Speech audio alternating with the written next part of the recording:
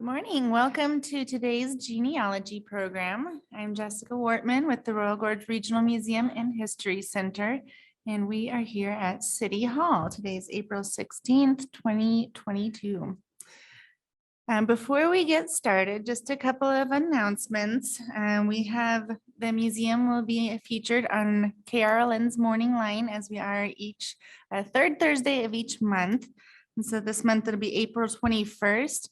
And we have some guest speakers this week. And so Loretta Bailey, longtime volunteer with the museum, as well as our paleontologist, Joshua Broussard from the BLM, will be jumping on with Tay that morning for Morning Line. And then also coming up, we have, of course, Blossom Festival, and it's coming up soon. And so that also coincides with our First Friday event. And so that's May 6th. And so make sure and keep an eye on the city's website and the museum's website. There should be a lot of fun things happening that week. So today's genealogy program is Who Are All These People? And Terri Meeks will be telling us all about that in photography with genealogy. Terri's a wealth of knowledge, and we look forward to hearing what she has to say. Terri. Thank you, Jessica, and welcome everyone. We are going to look at a little bit of history of photography, and then we're going to hopefully provide you with some tips and tricks to help you perhaps identify some of the unknown people in the photographs that you might have. Here's an actual timeline for the development of photography. We see that daguerreotypes were introduced as early as 1839. Many of these types of photographs do overlap one another. They are, for example, still making tintypes even to this day. But these will help us look at the various time periods and help you perhaps isolate when your ancestors' photograph might have been taken. I'm not going to go much beyond the early 1900s, but know that we have snapshots in the 1940s, 1950s. And then don't forget, we also had Polaroids. So those are unique photos that might give us clues as to dates when they were taken. More recently, we have square format photos, and we also have 3x5 photos. For many years, 3x5s, the 35 millimeter were developed as 3x5 photos. And then at some point we went to 4x6s. So these are all things that will help you potentially identify folks. Daguerreotypes. They are a silver coating on the back of a metal plate, and only one image was made at a time. We frequently see these stern-looking people in these old photos, and it's because they were definitely encouraged not to smile, because it took maybe up to 30 minutes to get that image captured. The photos were expensive, and they are easily damaged and tarnished. And for that reason, they came in protective cases. Some of the cases are wooden, others are leather, and they usually do have some sort of posh lining. We're going to look at a typical daguerreotype. Ambro types also came in these types of folders. So the one clue to look at for daguerreotypes is, if you can, rotate the image, move it around just slightly, and you will notice that the image changes from a positive to a negative. And that is one of the main clues that you have a daguerreotype.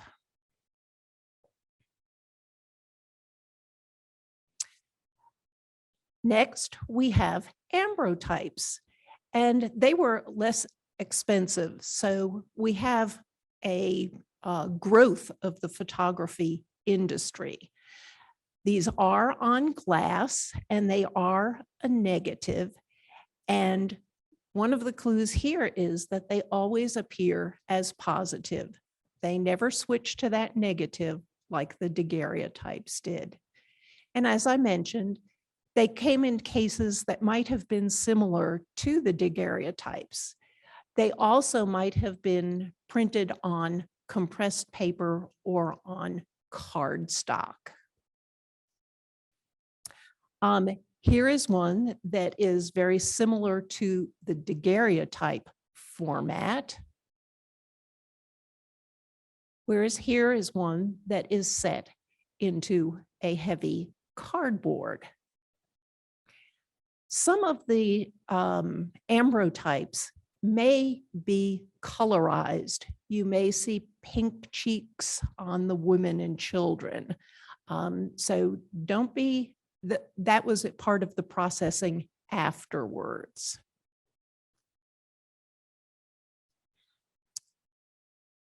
Tin types. And this is a misnomer because they are not actually put on tin. It's a very, very thin sheet of iron that has been painted black on the reversed side. And while you may think that they might have been tin, you can always test them by using a magnet. The image, unlike the Daguerreotype and the Ambro type, is reversed, just like looking in a mirror. So that's something to keep in mind. One of the downsides of tin types is they're very, very dark. I do have a couple, and it's almost, it's extremely difficult to see the people in the image because of the fading. They may have had a cardboard mount, or they were simply loose, the actual thin sheet of iron. And the enamel paint might have actually chipped off in some cases, which then would lead to rust spots. So we see here that the example, we see the background is very, very dark. And fortunately, the man at least does stand out. The couple that I have do have these paper mounts that they are set in for decorative purposes.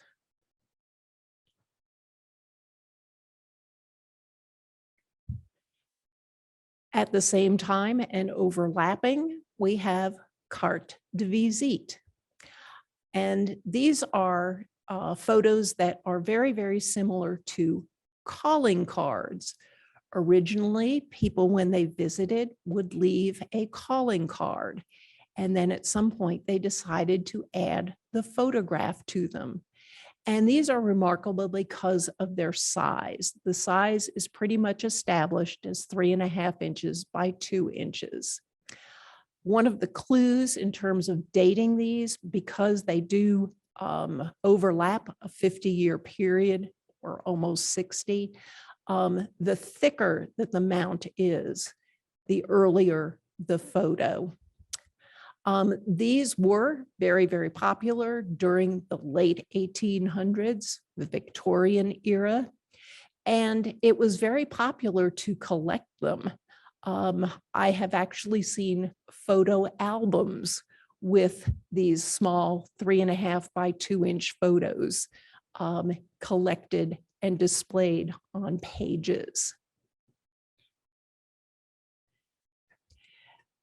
Here is a simple one. It is obviously blown up so that we don't get the actual feel for the size. And sometimes the back of the card might have been contained advertising for the photographer who took them. And sometimes that studio information might help you to identify your people.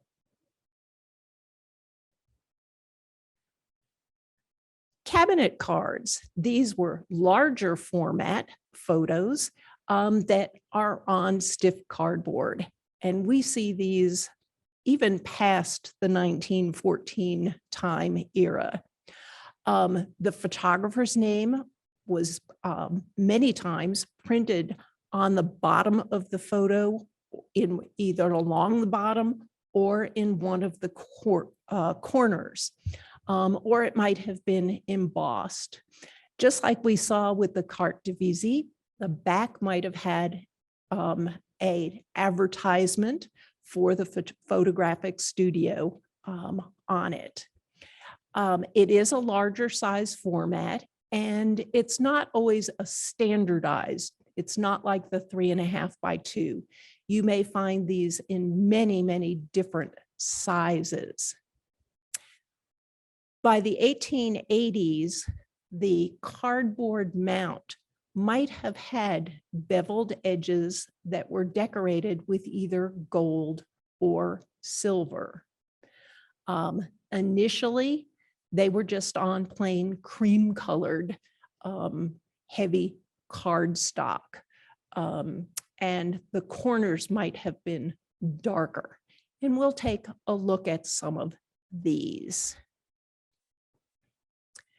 Here's one on that cream colored cardstock, and we notice that the photographer is identified along the bottom and where his location is. Many of the photographers had studios in different areas, so looking at the history of the photographer can also help you decide. Here's one a little later. It's on the darker background with the gold trim, and we see the little curved edge at the bottom.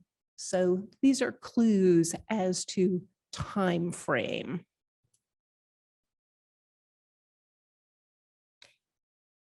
And finally, we have the development of photo postcards. Many of these didn't have portraits of our family, but indeed were scenic photos, photos of buildings or cities, attractions, etc. But these are also important in that a size was established for the postcards. They were going to go through the mail. So, and a couple of years later, in 1902, they actually added the dividing line so that you could have information on the left for the message and the address on the right. And we see a scenic view on the front of the postcard. That division between address and message. And this one happens to have been sent in 1942 from Virginia back to Canyon City. This was wartime and he was in the service, so postage was free for him. As I mentioned earlier, we do have the snapshots that became more popular in the 1940s, 1950s, and coming forward. Today, we do a lot of the photography digitally, and we're going to talk a little bit about that at the end of our program. So, how do we identify the people in these mysterious old photographs? There might not be anybody around to help you with this. Certainly from the Daguerreotypes and some of the Ambro types, those people are no longer living. So we have to do our genealogy research. It's very, very helpful if you can at least identify potentially which side of the family the photograph might have come from. Is it from the men's side of the family or from the women's side of the family? That way, at least it would eliminate at least half of your conjectures. You want to do your genealogy research and look at your census records. Look at the ages of the people at the various times to see if any of those might match the people that you have in your photographs. Look for other clues. When did the people get married? Is it possibly a wedding portrait? When were the children born? Is it a family group or is it a single portrait? Family groups are usually much easier to identify than those individual photos. Photos of adults, by the same token, are usually a lot easier to identify than individual photos of babies. So, one of the questions that you might ask yourself in some of these older photos is, do you have an ancestor that might have been born in the early to mid 1800s, and they're appearing as an older person in some of the later photographs in, say, 1900 up to maybe 1920? That too is going to help you narrow down the potential.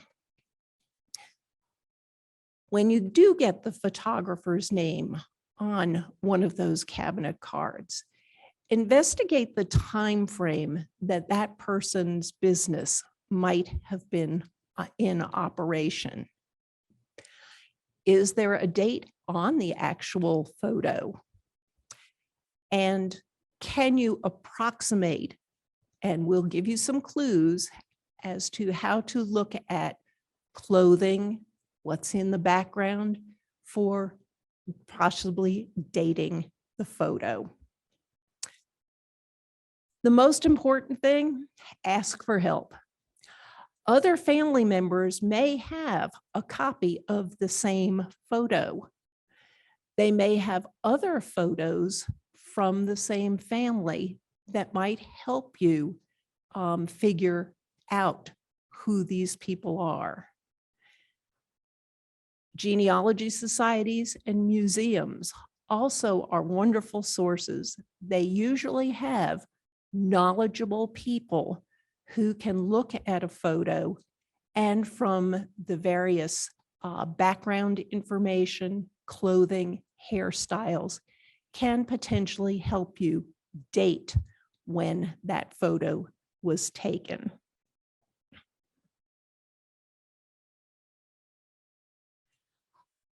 Here is an example locally. We saw that picture of Frick that was taken by Frick, and we see that he arrived in Canyon City in 1892 and was in operation until 1901. That is extremely helpful in that you just have an approximate 10-year span of time.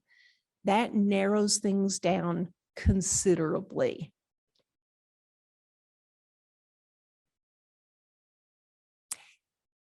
Here is a photo from my own family, and I'll take you through some of the steps that we have just talked about.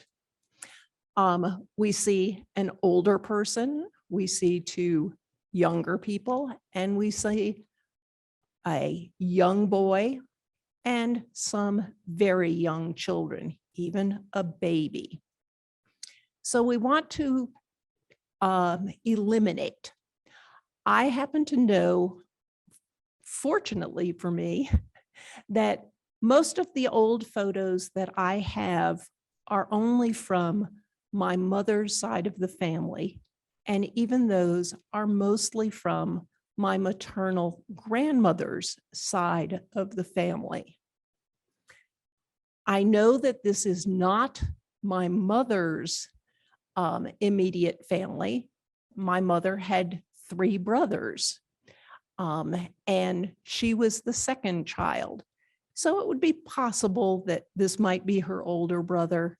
and this might be her. It's not. I actually recognize my mother. But then she had two younger siblings, and in this particular case, we have three siblings. I know that this is not my grandmother and her siblings. My grandmother was the youngest girl and had three older brothers. So this child does not fit into that demographic. So we'll take a look at census research.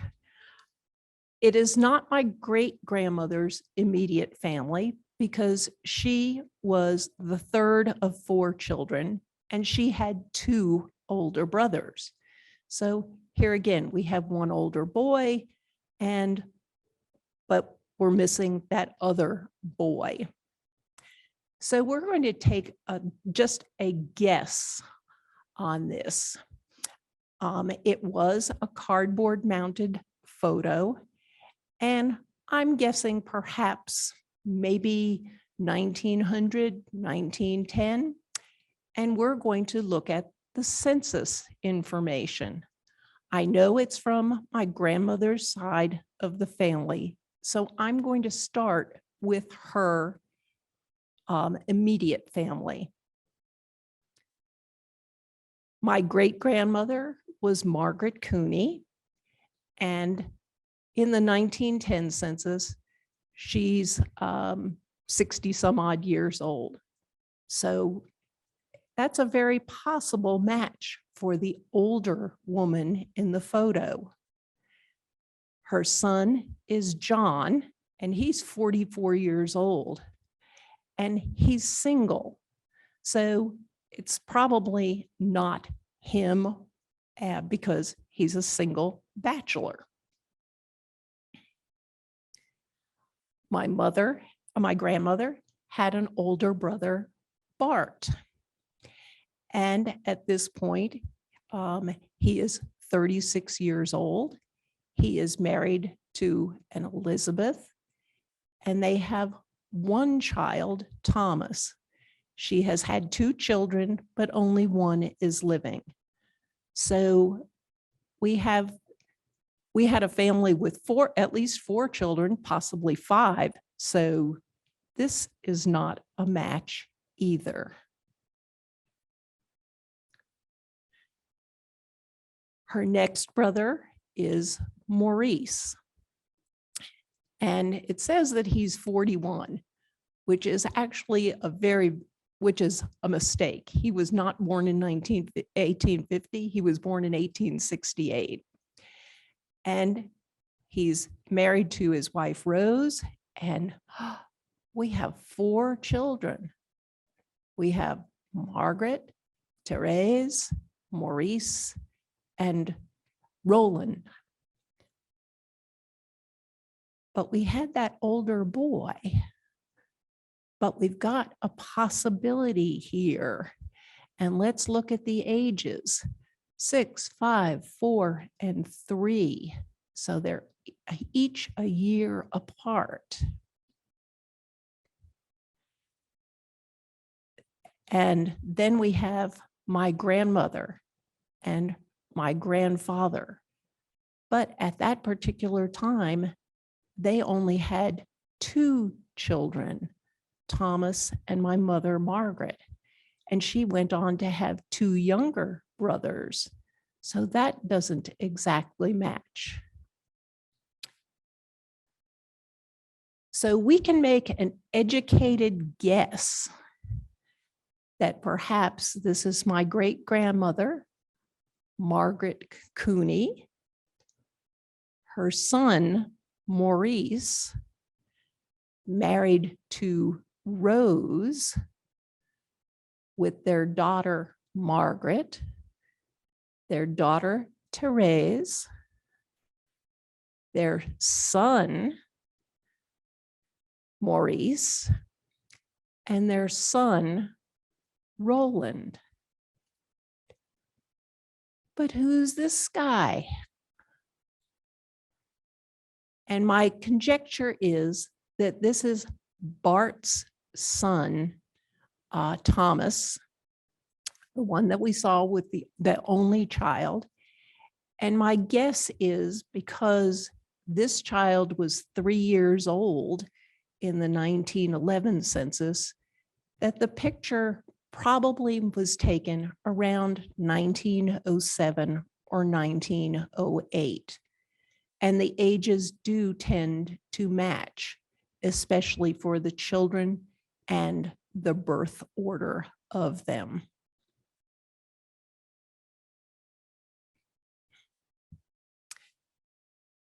Here is another picture. This is an Ambro type, and it is one of two pictures that is mounted in a wooden case. Both of the men, they are single pictures, but the two men are each in military uniforms. I look at this and I see the hat. I don't see any kind of rank or anything, but my mother had always said that these were from the Civil War and that these were cousins, one who fought for the North, one who fought for the South. Well, in doing my genealogy research, that was not true. But I made an effort to identify the people that are in the photos. She did mention that they were from the Civil War. To the best of my knowledge, I only had 3 relatives that were involved in the Civil War. And because we have enlistment records, pension records, etc., in many cases, we can get a physical description of the people in the photos. This happens to be for Daniel Gunning. And at the bottom, we see that he had gray eyes, brown hair, a freckled complexion, and he was 5 feet 7 inches tall. So we do have a couple of clues there. The second Civil War veteran that I have is a Michael Cooney, born in Limerick, Ireland, 21 years of age. And this is the middle line here is his record. He had gray eyes and red hair. The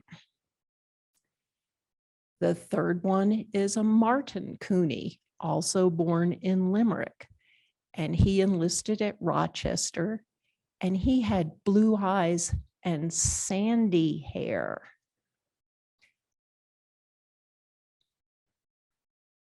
This is probably Daniel Gunning, who served in the 7th New York Heavy Artillery. We're looking at the dark hair, not sandy hair, and probably not red hair. Here again, conjecture, but I'm pretty sure that I have this correct.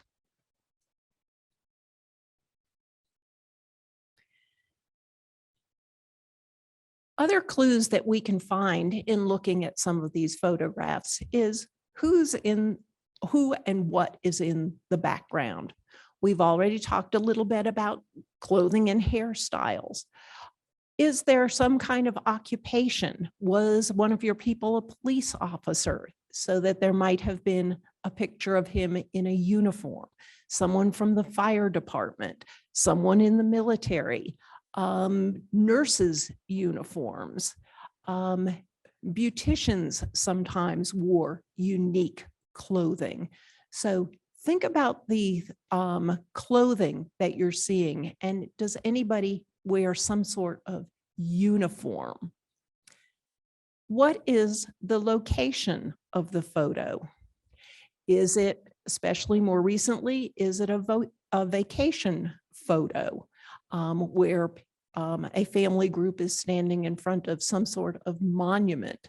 that might help you identify time frame as well as the location. Are people at their home, standing in front of their home? Or is it some activity? So look at the location.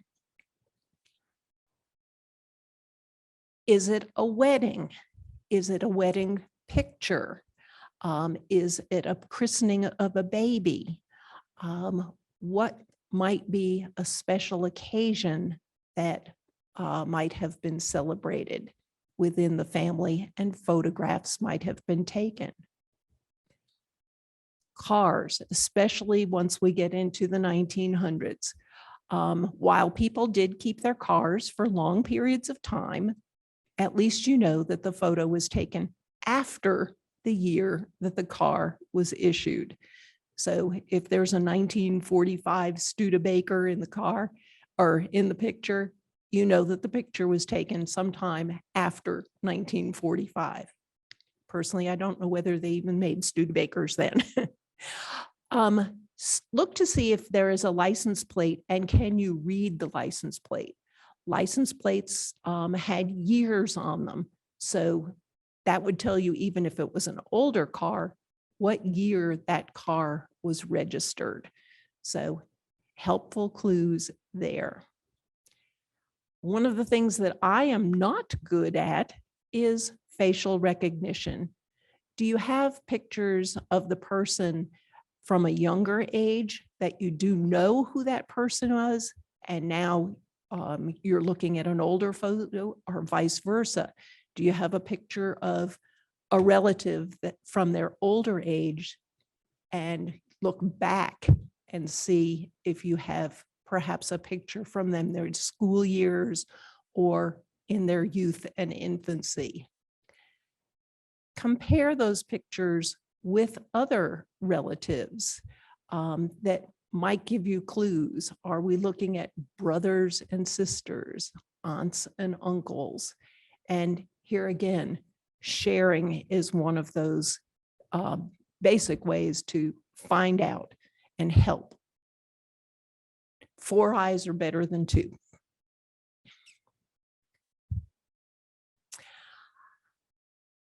This is a picture, and fortunately, my mother had labeled it. This woman here is my grandmother. It is before her marriage. My theory is that it is probably either her high school graduation time, or from the 1950 census, I discovered that she had 1 year of college. But look at the stuff in the background. Look at the clothing. We have the puff sleeves. We have high necklines. We don't see too many women with the severe part and their hair skinned back along their head. We see a little bit fancier hairstyle, even though there seems to be a part there, but the other ladies don't have a part. So we're trying to determine what year this might have been taken. My grandmother obviously is no longer a child. So let's look at some fashion clues. I am by no means an expert on fashion, but there are many, many websites that will give you histories of fashion and let you know what was popular in a given era. We have 2-piece skirts and blouses. High collars, we just saw those. We have the sleeves that are tight along the wrist and lower arm with the puff up at the shoulder. Since the women that we are looking at, they're in skirts, but we can't tell whether they are bell-shaped with slim waists. The hair is worn with a top knot, and there might be some short hairs around the temple. And we just looked at the room decor. Here's an example. We've got puff sleeves with the tight around the lower arm. We see the tie, and one of the women had a tie, the narrow waist, the separate skirt and blouse. And here again, the hairstyles with the top knot and a little bit of a part, but avoiding the part. So just like we have seen, we have the individual skirts, the puff sleeves with the tight down at the bottom, the tie, and actually something plaid. So my guess is my grandmother married in 1903. She graduated from high school in 1896. So I'm thinking this picture is in that 1896 to 1897 time frame.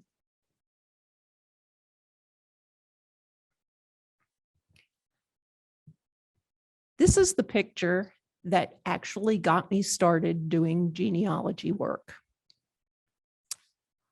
This is a picture, and on the back of it was written, Michael Cooney, United States Army. We don't have a Michael Cooney in my family. So who is this person? It turns out that we see a uniform, and he is a colonel in the United States Army. We see the crossed sabers that indicate that he is in the cavalry. So with the help of someone that worked on the F-16 flight line, he gave me the name and address of the U.S. Cavalry Association in Fort Riley, Kansas.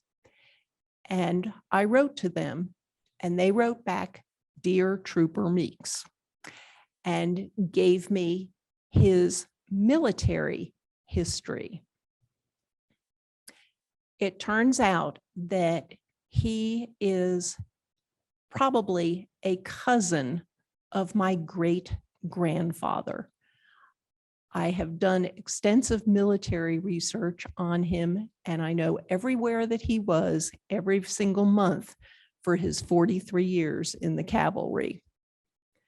The picture was taken in 1899 when he was promoted to a colonel, and he was stationed at the time at Camp Columbia in Cuba.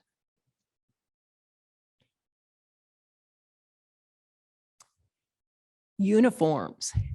Here is another photo.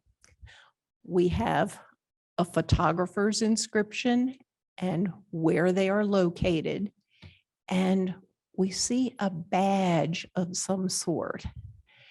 And I blew that up, and I can clearly read the 82, but we have FD and what appears to be a fire department helmet. I cannot make out what the other two sides of the emblem say or what the buttons say. At the moment, I still do not know who this person is. I know it's from my grandmother's side of the family, and I am planning to write to the Rensselaer County Library to ask them to provide the copies of the two photos, to ask them when was the Lloyd photography business in business. I did look up on the internet, and there is still a Lloyd photo in Troy, New York. I'm hoping that it's not the same Lloyd as in this photo, which would help me identify. I'm also asking them for information about the fire department and potentially the meaning of this 82. In doing the census research, I have not found anyone in my family who is a member of the fire department. So many questions still exist, but I'm on the hunt. Uniforms. This I know happens to be a picture of my mother.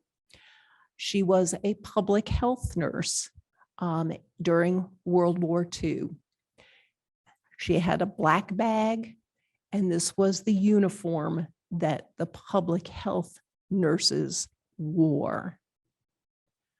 I also have confirmation from a newspaper article where her name is mentioned along with two other women who are public health nurses in Greenwich, New York.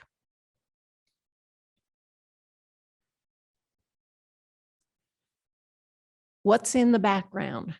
We have the car, we have the uniform, we have houses, and it's winter time.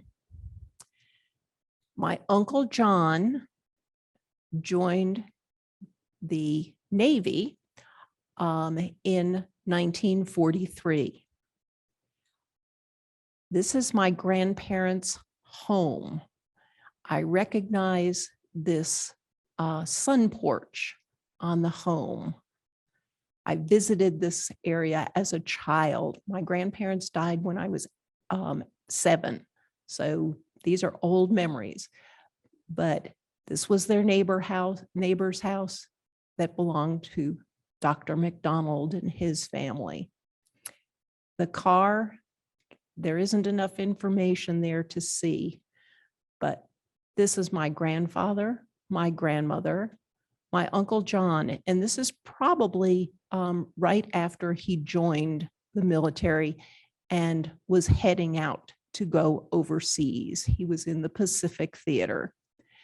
And this is my Uncle Charles, his younger brother. The men, when we talk about photo recognition, they had dimples in their chin. John's is not as pronounced, but they did have dimples in their chins.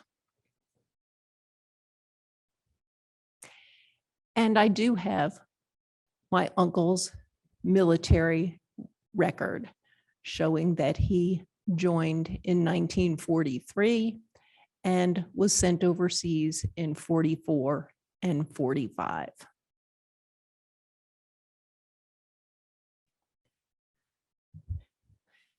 This is another picture. This happens to be my mother. It's a school photograph, obviously. We have all these young children, and we probably have a couple of grades in here, not necessarily a single grade. I would like to know what school she actually attended, and have been working with Sanborn maps and their neighborhood to see if I can define which school and to find out if any of those buildings still exist.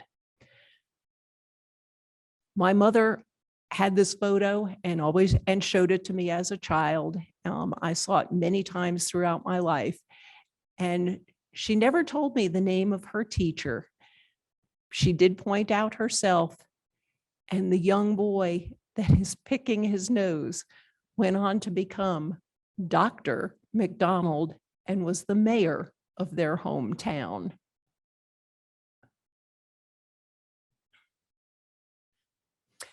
This is a photo that has absolutely nothing to do with my family.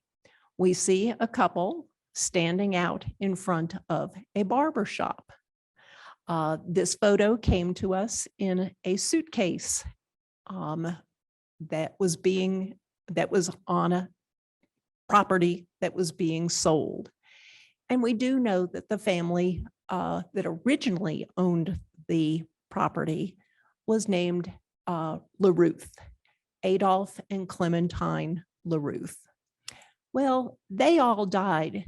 The couple died in the early 1900s. And this photo is taken after that.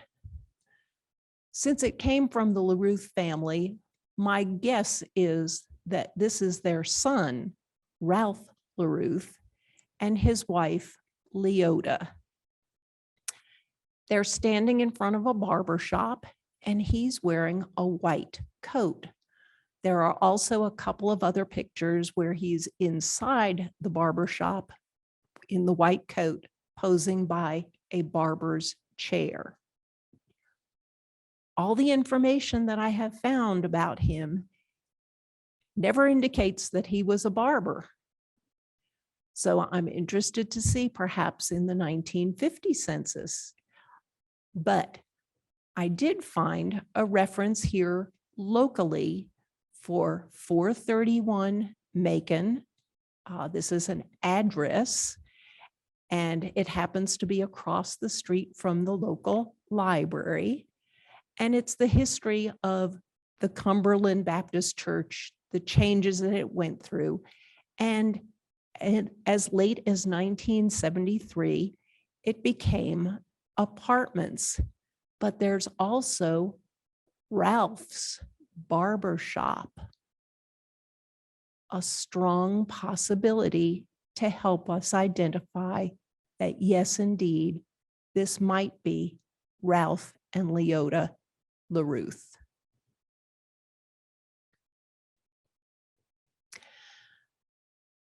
This is a square format photo, and it actually has a date imprinted on it. And we might recognize the Royal Gorge Bridge here. This happens to be my husband when he was 10 years old with his family on a tour from Oklahoma to visit the Royal Gorge Bridge. So take a look at those family photos and see if you can't figure out everybody. So we can readily see who the birthday boy is because we have the cake. Who's not the birthday boy? This is my husband's brother, Mike, and it's probably his 4th birthday. And this is my husband, who is pouting because it's not his birthday and it's not his cake.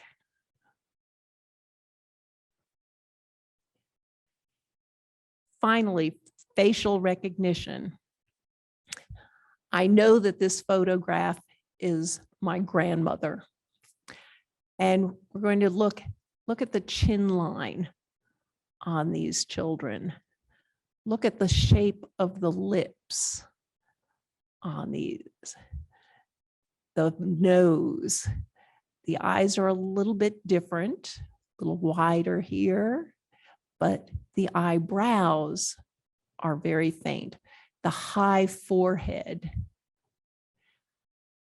This picture happens to be my grandmother's, my guess is it's my grandmother's oldest brother, John. And their 2 photos are taken approximately when they're 3 to 4 years old. Even though he was some 15 years older than she, I do believe that I have the correct identification. The elaborately plaid dress, and he's wearing a ring, and we see buttons on her boots. So I'm thinking that these photos, the one of my grandmother is probably from the early 1880s. His is probably from the early 1870s. And we've seen a couple of instances of this in the photos that we've looked at. We've got boys wearing dresses. So what's going on here? This was a trend until about 1895, although I do have family photos. We saw one earlier, and we'll see it again, where boys, especially babies, are wearing dresses well into the early 1900s. We have to remember that the zipper hadn't been invented yet. They did have patents for automatic continuous clothing closures, something called a clasp blocker, and then finally a patent for a separate fastener as late as 1917. Because young babies wore cloth diapers, pants might have been too complicated. So keeping a young boy in diapers in a dress was much easier, and toilet training was much easier. And note also that you might find pictures with boys that have longer hair. In many cases, there were traditions in families that boys came out of dresses and had their hair cut when they first went to school. And as we saw earlier, this is Maurice, a boy, and he's wearing a dress. This is Roland, a boy, wearing a dress. Both of them are very, very young, so thus the dresses. The final photo that I have to show is here again, not any part of my family, but with sleuthing, you can discover perhaps who people are. My first guess was that this picture was from about the 1950s. The sweater with the clasp, the glasses that are on these people are a couple of the clues. This kind of severe hairdo for the woman. But we have this wonderful name at the bottom of the studio and the location of the studio. I happened to send an email to the library in this town asking if they had information about the studio. Well, they took it one step further. Apparently, this is a very, very small community, and they actually posted the picture in the library and asked their the people that were visiting the library, could they identify the photo? I received an email a couple of months later that gave me a name and an email address for a woman to contact. I did contact her, but whether my email went into spam or not, I have not heard anything from her. But with that name, I started to do research, and I found her parents' obituaries. First, I found her maiden name, and then I found her parents' obituaries. Well, it turns out that the woman had a single sister. So this was not necessarily her family. I then made the lucky guess that perhaps it was her husband's family. And likewise, I went in search of any records that I could find. It turns out that his father had passed away in 2005. And his father had left a wife, the son, and 3 sisters. So my guess is that this is Darrell Cockrum, his father Darius, his mother June, and I don't know the birth order, but his 3 sisters, Carolyn, Nancy, and Joyce. So it is possible to even find out pictures, and hopefully there are some clues, especially those photographers' names, that will help you decipher who might be in the pictures. I want to take a couple of minutes finally to talk about current photos, 21st century photos. We keep these photos, for the most part, we're using digital cameras or phones, and we are storing these on our devices or transferring them to a computer. In some cases, we do have them printed out. The format that is used for many of the photos is either a JPEG or a TIFF. If you bring up a JPEG photo and you make any changes to it, you try to change the contrast, to lighten something, to darken something, and you then save that photo, it is going to be recompressed and you are going to lose a minuscule bit of the clarity. TIFF images do not change. They're much larger photos, but they do not change. So the clarity is going to be every bit the same as the original. Black and white photographs last from at least 100 years, if not more, especially if well taken care of. Colored pictures do not last quite that long. The color deteriorates and changes with time. So protect them if at all possible. A note to add, black and white, while a picture might have been taken or changed to black and white, if you're going to get it printed out, it's going to be done by a color process. They no longer process via black and white. That is a special process nowadays. So even though the image might look black and white, if it's a recent one, it's probably going to deteriorate a little more readily than the old black and white photos. Photo albums.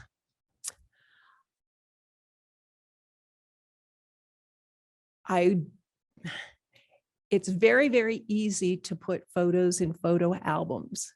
Please document who is in the photos. Do you know where the photo was taken and when the photo was taken? For women, try to include their maiden names. Think 100 years from now with your family. There may not be the availability of records as much as we have today. So that maiden name may be key and critical. If you want to label the individual photo itself, make sure that you use a photo appropriate pen. I believe that there is a brand called Zig, Z-I-G, that is made specifically for writing on the back of photos that will not bleed through or damage the photo in any way. When we talk about albums, try not to use those albums that have the sticky paper with the overlay of plastic. Those will also deteriorate photos. The best photo albums are the ones, those old black paper photo albums, and use corners to mount the photos, as opposed, don't glue them in any way. If you have photos and it's absolutely impossible to figure out who the people are in them, don't throw them away. Put them aside, work on the photos that potentially you can identify. At least try to separate them into, this might be from dad's side of the family. This might be from mom's side of the family, and so on. But don't throw them away. If you can, definitely identify that the people have, I don't want to say no connection with your family, but if they were friends of friends, or if it's a large party gathering that really you don't treasure in any way, then yes. Or if it's pictures of daisies in a field, if you want to get rid of those, that's okay. But if pictures are in there, try to see if somebody else, you can't find someone else to give them to. And with that, we'll estimate when the photo was taken, review your genealogy work, look for any clues that might be provided, and take a guess. Do we have any questions? Jessica?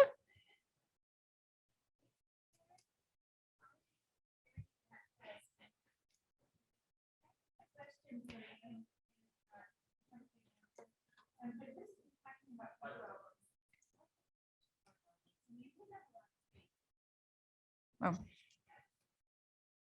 Thank you. So my question is, I, along with, I'm sure a lot of people have a lot of photo albums that take up a lot of space. I don't know that I have the time to go through and digitize everything right now. Is there any recommended way that you know of to maybe take those albums apart? Is there certain boxes or something like that where you could store the photos until, just to kind of condense the physical space they're taking there? A lot of people do, number one, go through them and decide, are they all pictures that you want to retain? Are there other members of the family that might not have those pictures that might want at least some of them?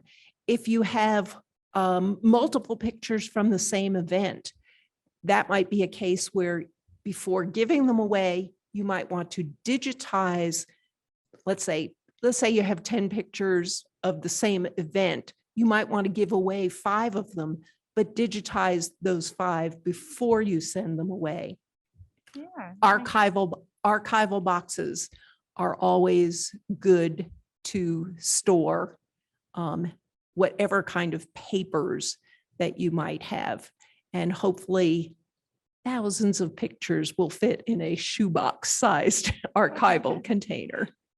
Okay, well, thank you. I also just wanted to mention you spoke at the very end there about documenting the photos.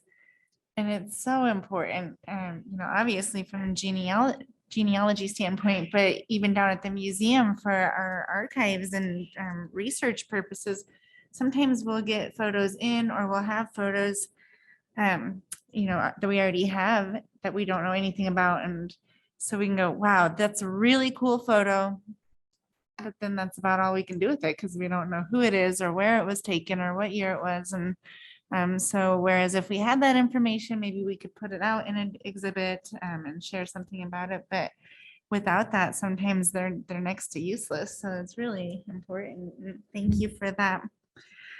And so next month is 1950 census, which is great. I was just thinking when you had pulled up the census, the images of the census on here, it reminded me again to remind people, sometimes those can be hard to read. So if you're having trouble reading some of that old handwriting, come down to the museum.